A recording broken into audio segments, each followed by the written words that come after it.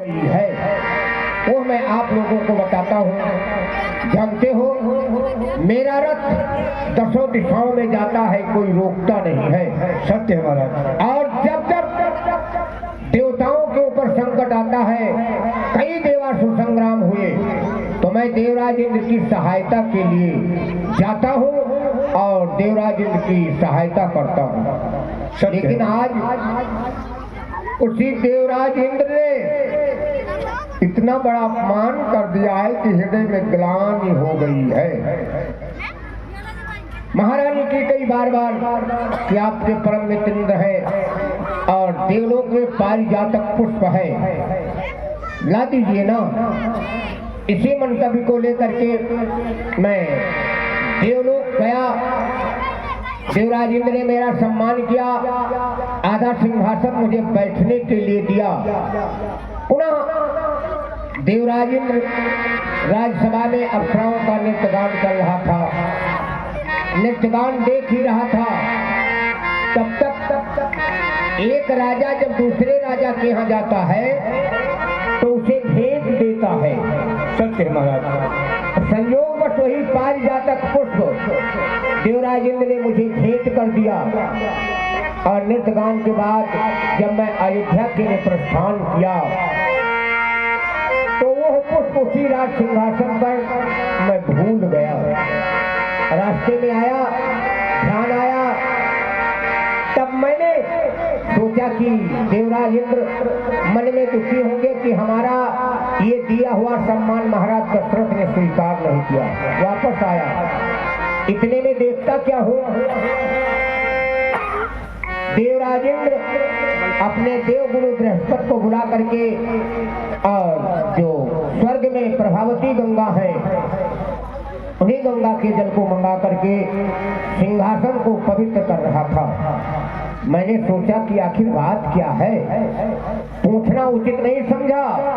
संयोग से देवर्षि नारद जी मिल गए, तब उन्होंने बताया देवराज इंद्र का कहना है कि जिस स्थान पर जिसके संतान नहीं है, निसंतान है, वो बैठ जाता है तो स्थान अपवित्र हो जाता है। इतना बड़ा कलंक एक पुत्र न होने से है। ये ग्लानि हृदय में समाई हुई है। चिंता तो दूसरे काम में व्यस्त हो, चिंता दूर हो जाती है। और जब ग्लानि होती है, जब तक कार्य की पूर्ति नहीं होती है, तब तक ग्लानि समाप्त नहीं होती है। यही ग्लानि हृदय में समाई है, क्या उपाय करूं? दीनानाथ, आपका कथन सत्य है, क्योंकि संतान का होना भी अति आवश्यक है। लेकिन महाराज, जब हम लोगों के ऊपर या प्रजा के ऊपर कोई आपत्ति आती है तो उसका निवारण आप करते हैं। लेकिन भगवान, जब आपके ऊपर कोई ऐसी आपत्ति आती है तो उसका निवारण श्री गुरुदेव भगवान करते हैं। इसलिए हमारी इच्छा है कि आप श्री गुरुदेव भगवान के आश्रम पर चले और इस दुख का निवारण वहाँ अवश्य होता है। महामंत्री जी, आपने हमारे मार्ग में जो अंधेरा था अपनी सम्मति देकर के प्रकाश किया है। हम विलंब नहीं करेंगे और आज ही गुरुदेव के आश्रम पर चलते हैं।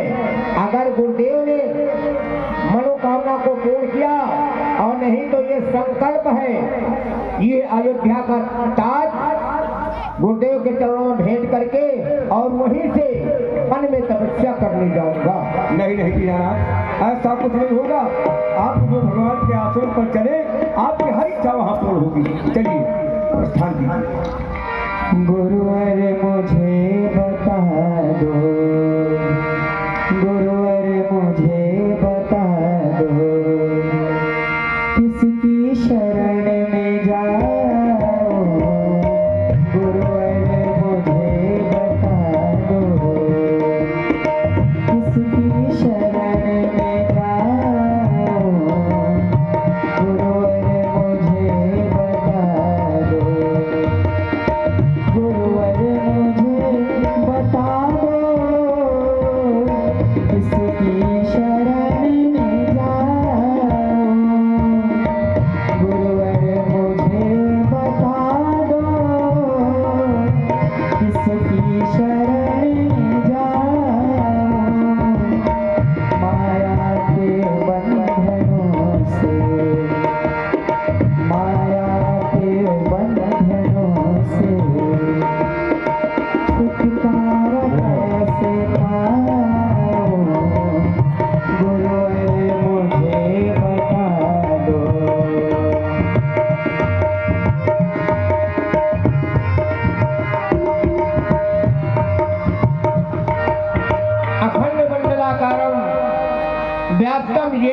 चराचरम तत्पदम दर्शितम येन तस्मै श्री गुरुवे नमः। कल्याण वस्तु राजन, आपका कल्याण। विराजी निज दुख सुख सब गुरु ही सुनायो, कही वशिष्ठ बहु विधि समझायो। महाराज चक्रेत नरेश जी अपने सहायों के साथ बिना सूचना दिए आप आज मेरे आश्रम पर आए और मैं देख रहा हूं कि आपके मुख की क्रांति छीनी हुई है। आपके चेहरे का भाव ये बताता है कि आप किसी पीड़ा से ग्रसित हैं। कृपा करके अचानक आने का कारण बताएं। गुरुदेव भगवान, आपने कहा कि आपके मुख की कांति मलिन है, कारण क्या है? गुरुदेव भगवान, आपकी कृपा से धन, वैभव, यश, कीर्ति ये आपकी चरण रज की पूजा करने से हमें प्राप्त है, लेकिन ये सब होते हुए एक वस्तु की कमी है जिससे कि ये जीवन सोने लगता है। महाराज, आपने कहा जो आदेश दिया, एक नहीं हमने 3 विवाह किया और रानी ने ब्याह बहुत घर लायो, लेकिन स्वामी 3 विवाह किए पर आशा लता हरी न हुई है। चौथा अपन आने वाला, अब तक वह स्वर्ण हरी न हुई। अधिकार भविष्य में कितना है गुरुवर, जो अब तलक अंधेरा है, निर्बल होता जाता हूँ। इस प्रबल दुख में तेरा है, सिर्फ निरर्थक है स्वामी, जिसमें न एक भी फल हुए। मेघ कहाँ शोभा पाता, जिसमें न बूंद भर जल हुए। ज्यादा नहीं, एक ही हो जो नाम चलाने वाला हो, राज ताज का अधिकारी हो और वंश बढ़ाने वाला हो। यही कामना लेकर के आया हूँ गुरुदेव। यदि इच्छा पूर्ण हुई तो ठीक है, मैं विचार करता हूँ गुरुदेव, यहीं से रघुवंश का अंत हो जाएगा, ये कलंक दशरथ के माथे पर लगेगा। यही उपाय कर दीजिए गुरुदेव, नहीं तो ये अयोध्या का राज्य और ये सर का ताज आपके चरणों में भेंट करूंगा और यहीं से बल के लिए तपस्या करने के लिए जाऊंगा। चक्रवर्ती नरेश, आप अधीर न हो। आपके अंदर जो कामना हो जाती है, जो मन के अंदर इच्छा प्रकट हो जाती है, ईश्वर से आपको सहजे में प्रदान कर देता है। आप अपने मन की चिंता और भाव को खत्म करें, दूर करें। राजन, आपने कहा एक पुत्र की कामना, एक गुरुदेव, आपने कहा वंश बढ़ाने वाला कोई नहीं है, नाम चलाने वाला कोई नहीं है। जी गुरुदेव। राज का उत्तराधिकारी कोई नहीं है, लेकिन राजन, चिंता और चिता में एक लकार छुपा हुआ है। चिंता चिता से बढ़कर है जो घुन के समान लग जाती है। मुर्दे को चिता जलाती है और जीते को चिंता खाती है। आपने कहा कि पुत्र नहीं है, अगर पुत्र हो भी जाए तो हो जाए पुत्र कुपुत्र, कहीं तो मूंग है छाती पर दलता। राजन, ये सोच गलत, मेरा पुत्रों से नाम नहीं चलता। किसी पुत्र ने किसी का नाम नहीं चला। क्या ध्रुव प्रहलाद आदिकों का पुत्रों ने नाम चलाया है? नहीं, उन्होंने अपना यश कमल अपने बूते पर ही कमाया है। उन्होंने अपने तप के प्रभाव से, अपने सत्य के प्रभाव से, अपने भक्ति के प्रभाव से अपना यश कमल सारे संसार में, तीनों लोक में विदित कर दिया। परंतु राजन, आज बहुत समय के बाद आपने पुत्र कामना लेकर के हमारे इस आश्रम पर पदार्पण किया। तो आपको मैं आशीर्वाद देता हूं। लगाता कौन कुर्सी आई जो लगवा लगाओ बस ही दैया आपको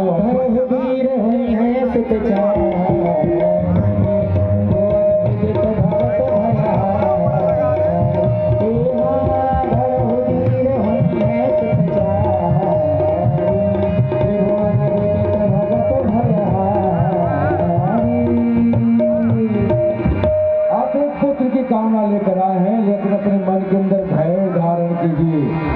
आपके गृह में एक एक नहीं बल्कि चार चार पुत्रों का जन्म होगा। ये मेरा आशीर्वाद आपके साथ है। भगवान जी। और वो पुत्र कैसे होंगे? कैसे? त्रिभुवन में विदित सारे भक्तों के भय को दूर करने वाले होंगे। ऐसे पुत्र का आपके गृह में शुभागमन होगा राजन, परंतु इसके लिए आपको उपाय करना पड़ेगा। आदेश आप करें गुरुदेव भगवान। जब कोई कार्य नहीं बनता है तो यज्ञ किया जाता है जी। जब कोई कार्य नहीं बनता है तो यज्ञ के द्वारा, यज्ञ की आहुति के द्वारा संसार के सारे काम अपने आप बन जाते हैं। देखा सब जब यज्ञ का धुआं आकाश में जाता है तो सबसे पहले सारा वातावरण स्वच्छ बन जाता है, दूषित वायु समाप्त हो जाती है और उस हवन से आपको बल प्राप्त होता है, आपकी बुद्धि और विवेक में प्रबलता आती है। इसीलिए आपको एक पुत्रेष्टि यज्ञ करना पड़ेगा।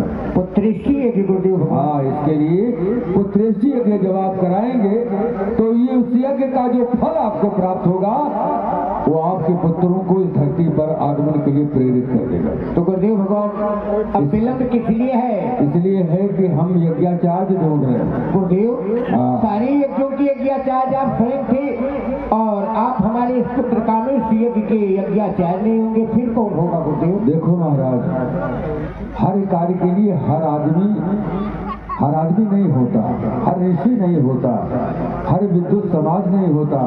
कुछ कार्य ऐसे हैं जिन कार्य के लिए विशेष रूप से ब्राह्मणों को बुलाया जाता है। तो आप पटना रियासत में आपके मित्र जो रोमपाद जी, उनके यहाँ विभांडो ऋषि जी के पुत्र श्री श्रृंगी ऋषि जी महाराज रहते हैं। वो यज्ञ कराने में परम प्रवीण है और फिर पुत्रेष्टि यज्ञ कराने में तो और भी प्रवीण है। इसलिए आप किसी चतुर सेवक को भेजकर पटना से श्रृंगी ऋषि को बुलाए और अयोध्या से उत्तर। ये सारा अयोध्या में नहीं बनेगा ना। आपके पूर्वजों ने जो भी यज्ञ किया है मनोरमा श्री गंगा जी के तट पर किया है। मखौड़ा नाम का जो तीर्थ स्थान है मनोरमा गंगा जी के तट पर विराजमान है, ये यज्ञ वहीं संपन्न होगा और वहीं से आपको पुत्र प्राप्ति का फल प्राप्त होगा। भैया अतिशीघ्र हमारा पौन बेगी रथ लेकर के और अविलंब पाटलिपुत्र के लिए प्रस्थान करो। हमारी तरफ से प्रणाम कह करके महाराज श्रृंगी ऋषि को बुला करके ले आओ। श्रृंगी ऋषि वशिष्ठ बोलावा, पुत्र का मैं शुभ यज्ञ करावा, पुत्र का मैं शुभ यज्ञ करावा। प्रेम जब अनंत हो गया, प्रेम जब अनंत हो गया, रोम रोम सत्य हो गया, प्रेम जब हो गया।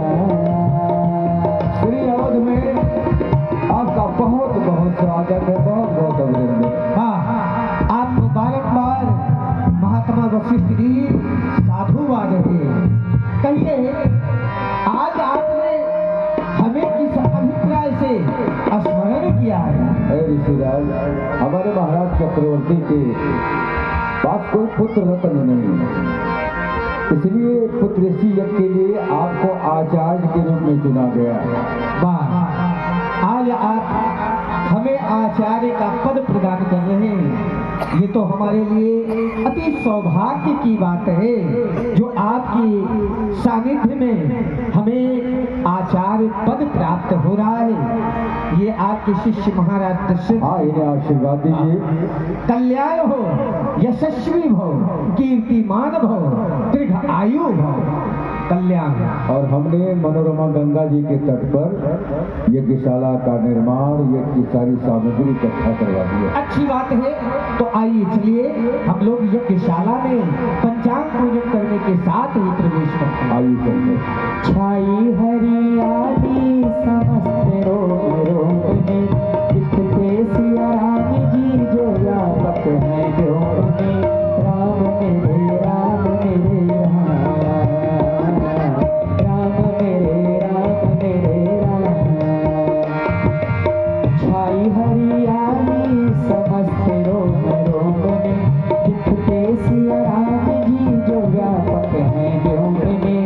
शुष्क लिए बसंत हो गया, बसंत हो गया। तो क्या महत्ता नमः की आत्मा की जय। ओम केशवाय नमः, ओम माधवाय नमः, ओम नारायणाय नमः। गणेश जी का ध्यान कीजिए। गजाननं भूतगणाधीशेवितं कपित्थजम्बो फलचारि भक्षणं उमासुतं शोक विनाशकारकं नमामि विघ्नेश्वर पाद पंकजं। शुक्लां नारायणभ्यो नमः स्वाहा। ओम श्री नारायणभ्यो नमः स्वाहा। ओम श्री नारायणभ्यो नमः स्वाहा। ओम इंद्रदेवताभ्यो नमः स्वाहा। ओम मरुदेवताभ्यो नमः स्वाहा। ओम श्री सूर्य देवताभ्यो नमः स्वाहा। ओम श्री सूर्य देवताभ्यो नमः स्वाहा। ओम श्री वरुण देवताभ्यो नमः स्वाहा। ओम श्री चंद्र देवताभ्यो नमः स्वाहा। महात्मा वशिष्ठ जी, मैंने सभी देवताओं के नाम से आहुति प्रदान करी, किंतु अभी तक अग्निदेव भगवान का प्रादुर्भाव नहीं हुआ। आज तक हमने जिस जिस स्थान पर पुत्रेष्टि यज्ञ कराया, अग्निदेव भगवान प्रसन्न होकर के अपनी कृपा प्रदान की, किंतु यहाँ पर कारण क्या है जो अभी तक अग्निदेव भगवान का प्रादुर्भाव नहीं हुआ है? क्या हमसे कोई त्रुटि हो रही है? नहीं ऋषिराज, आपसे त्रुटि नहीं हो ही नहीं सकती। आपने सभी देवताओं का आह्वान तो किया है, लेकिन जो कुल स्वामी होते हैं, घर में एक कुल स्वामी होता है, एक कुल देवता होता है, और जब तक उस कुल के देवता के नाम की आहुति नहीं पड़ेगी तब तक अग्निदेव भगवान प्रकट नहीं होंगे। हमारे महाराज के